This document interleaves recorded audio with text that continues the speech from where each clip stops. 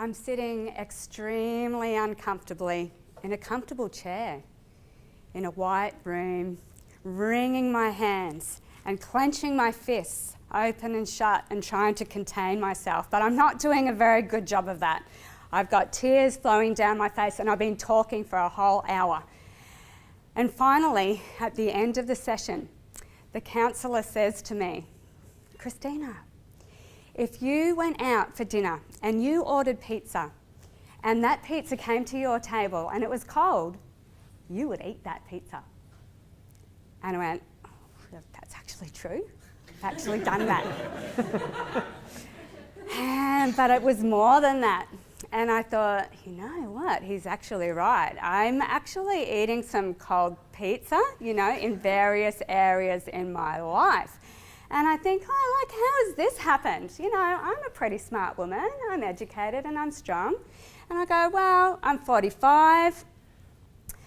I survived a violent father.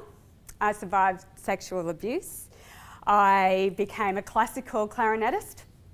I went to university and became a teacher, and then I've ended up in university lecturing and tutoring and researching. I've written a research master's that's this thick. And I also have been married for 24 years. And I have 2 grown-up children that I'm really proud of. They're wonderful, articulate, interesting people. And within that, I also found the time to actually sort of work on myself and work out some of my issues. And I admit I had quite a few. So it took some time. And so I took that time to do that for myself. And furthermore, I actually decided, I have some understanding that could help other people. And so I wrote a book and I opened a clinic to actually support other people to work out their stuff and to live freely and joyfully in their life. And I went, I'm not actually doing that. Actually, at this point in time, my heart and my soul are actually feeling like they're crushed. And if anyone just steps on them one more time, they're going to poof up into a piece of dust. And I can't really understand why I've got here, but I take this idea home. And I go home and I really start to look at the interactions that are going on around me in all areas of my life. And I assess everything by, am I being served cold pizza here? And so I realise that although there are some other areas in my life, I'm actually being served quite a lot of cold pizza in my relationship. And the cold pizza is made up of 3 main slices: emotional, financial, and sexual. So a few weeks later, I take my husband to the counsellor with me. And the counsellor says to my husband, do you love Kristina enough to be willing to start working on these issues?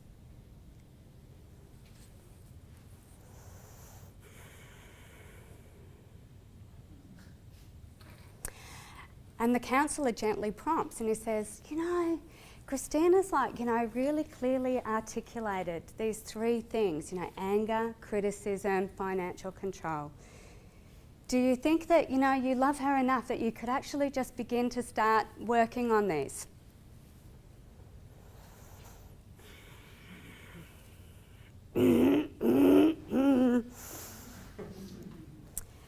I'm certain that he's going to say yes.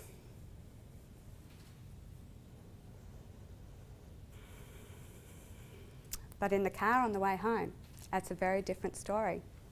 And so he starts saying to me, you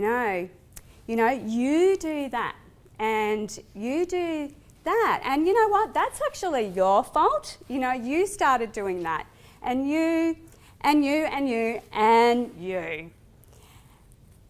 And I am silenced because I have a huge lump of cold pizza that is sitting in my throat. But you know what? I keep trying. And I think, well, it could be possibly right. Maybe I've served him up a bit of cold pizza occasionally too.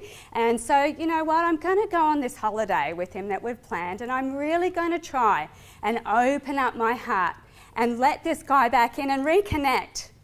Yeah, it'll let's see. And so we're in beautiful Koh Samui. It's January 2014, and we're sitting on a table and chairs right on the beach under this apricot sunset. It's so romantic. And my husband says to me, wow, look how much these meals cost. And I just immediately kind of clam up, because this is a constant thing that I have heard throughout our entire relationship, and I realised that this guy has actually been my financial dietitian.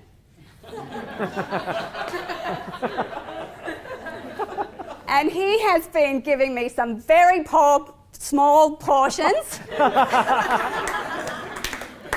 And you know what I've had to do? I've had to sneak some little bites underneath the table.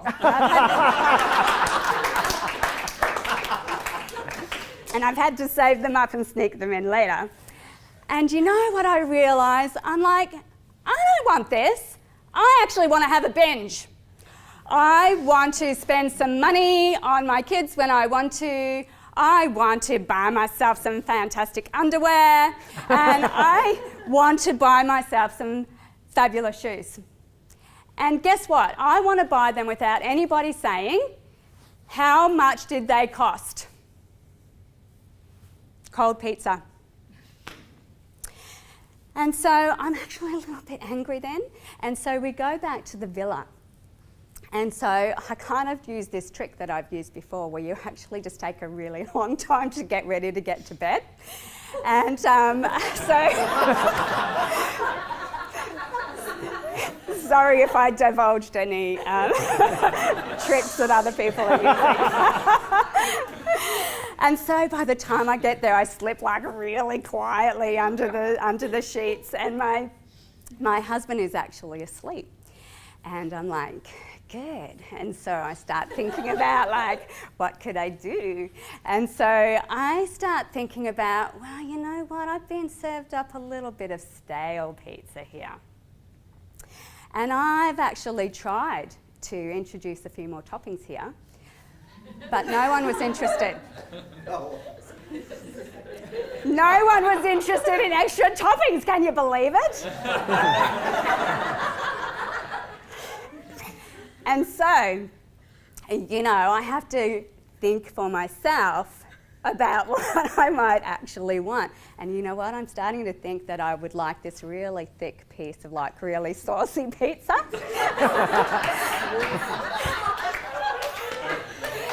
And I'm also thinking about, the bits attached to the saucy pizza, what they might do.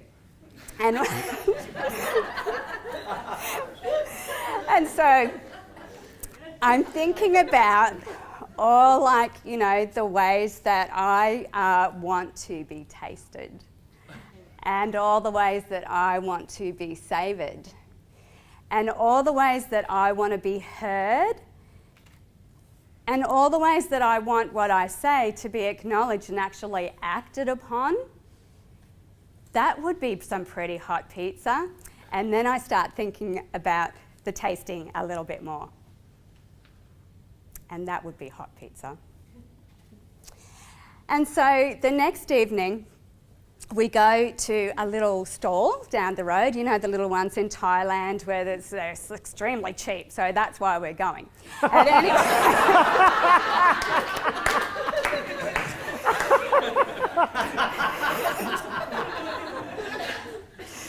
so we're sitting down waiting for our meal, and we've ordered, a meal each. And so my husband's meal comes out first, and it's this massive plate of pork crackling.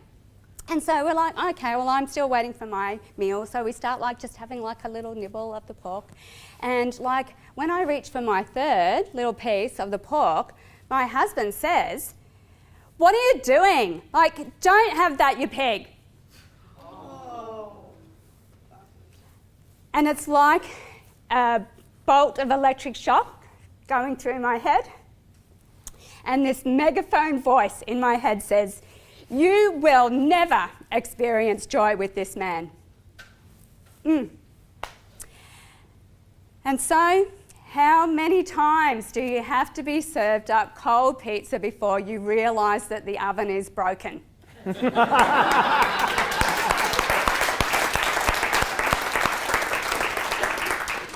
And so we fly home and I leave. I take my car, I take my laptop, I take my work clothes and my $50 that's in my bank account, and I leave. So it's been, 4 years since that journey, and I've actually been on this quest to find hot pizza. And I've learnt a lot along the time. And so emotionally, what I've learnt is that your friends and family that love you unconditionally and can watch you fall apart and your facade drop and you rebuild your life and be there, and more than listen to you, they actually action things.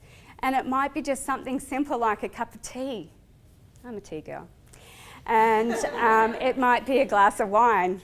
I'm a wine girl too. And it might be that they offer you a couch to sleep on, or a bed, or a room. And so I discovered the people in my life that were emotionally hot pizza. And one of my special people was my auntie, who actually allowed me to land at her place and be nourished by her when I needed it during the really hard times. And so what about financially? So financially was a bit of a struggle that year because I was working casually at university. It sounds good that I'm lecturing and tutoring, but it wasn't actually giving me the financial nourishment that I needed. And so towards the end of the year, I thought, I actually have to do something here to, get myself into a position that I want to be. Oh, we'll talk about that later. And what I did was actually I applied for 2 jobs, and I got one of those jobs. And that job was hot pizza. And it was hot pizza because I was valued for the work that I was doing, and people thought that I was awesome because I was really good at my job. And I loved it because I was doing professional development with teachers and working with teachers and supporting them. I loved it. And the other thing was that my boss really thought that I was gold, and it was wonderful to be valued like that. And more than that, having that hot pizza job meant that I could actually start my life and that I could get myself a unit, I could buy myself a car, which is all amazing. However, what's really hot pizza for me is being able to share mine with other people and being able to actually help my family and friends when they needed it as well. And so sexually, it took a little time, for that to kick off, but boy, when it kicked off, it really kicked off. And that was a bit of a surprise to me. And it was a bit of a surprise, how many pizza parlours you could visit.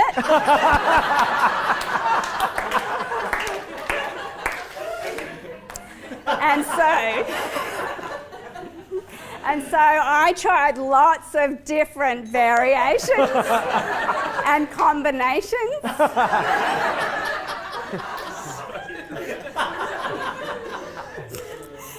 And what I found was that there was, there was a couple of hot pizzas, but there were some cold pizzas as well, and there was also a couple of frozen pizzas.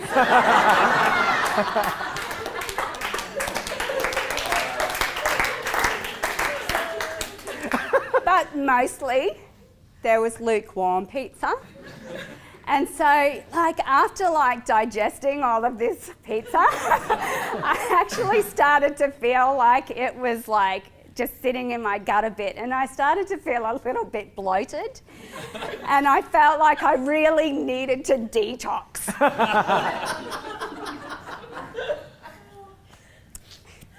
And so I tried to go on a fast, right? And along after this came Magic Mike. And Magic Mike was this amazing mix of, you know, spicy and sweet, salty and zesty.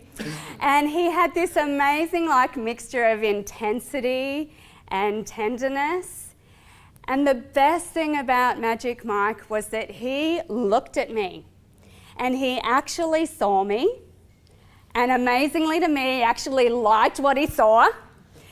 And to me, that was like a revelation to be seen like that. More than that, Mike has supersonic hearing. And so, like, he would actually listen.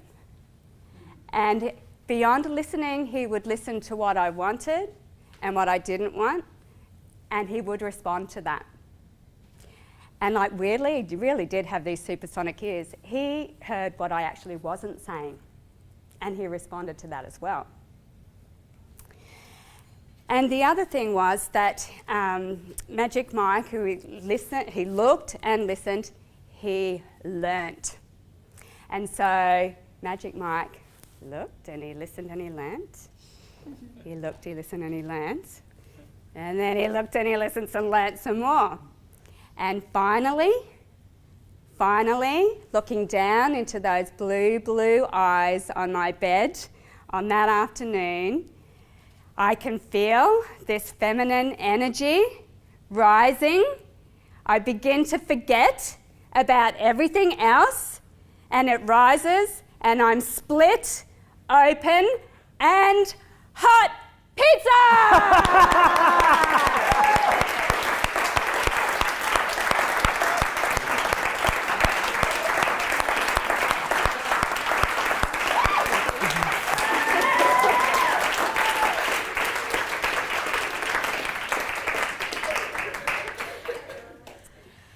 Now, you know, that all sounds like a lot of fun and games. However, you know, it can actually be hard to reject cold pizza in your life. And particularly as a woman, if you've been fed cold pizza bit by bit, you know, for a very, very long time, it can be especially hard. And so it takes, you know, this courage and bravery, and it has consequences. And the consequences were for me that, you know, as a woman who's rejecting cold pizza, you can really be perceived as being cold or a bitch or just so different. You've changed. And it means that some people leave your life. I had to rebuild my life from scratch. I had to leave my home and rebuild everything from scratch. And I had to, you know, try to use my emotions, including anger, to drive me forward without allowing them to swallow me. And that was hard. And the biggest consequence for me was that I had to leave my 2 children at home, and I'm still mending those relationships. However, it has been worth it. This quest for hot pizza has been an amazing journey, and I feel that I have hot pizza in all areas of my life now. And so I invite you to join me on this journey and to put in your mind now and wonder, am I actually accepting cold pizza in any area of my life? And if you are, you actually have 3 choices. One is, keep eating the cold pizza. 2, say that you've got cold pizza and send it back to be heated up. And 3, if it comes back and it is not hot, leave that pizza parlor.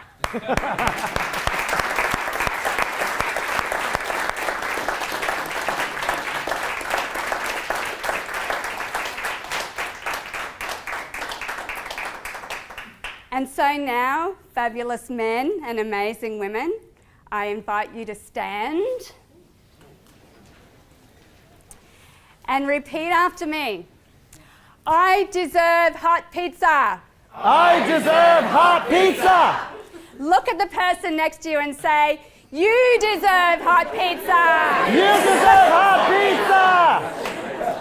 And then we say, we deserve hot pizza. We deserve hot pizza. Bon appetit. Yeah.